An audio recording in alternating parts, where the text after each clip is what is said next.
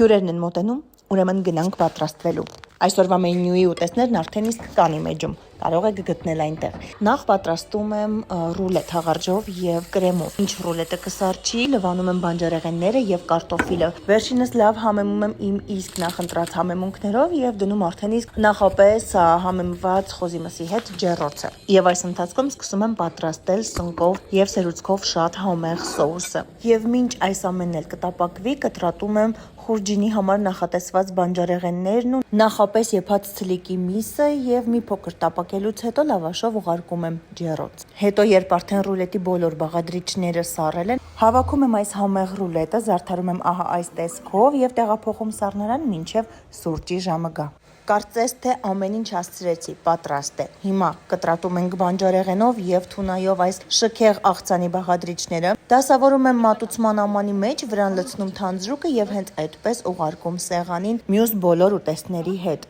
Եթե ուզում եք հյուրերին միասին դիմավորենք, սրտիկեք հոլովակը, որ էլի նկարեմ։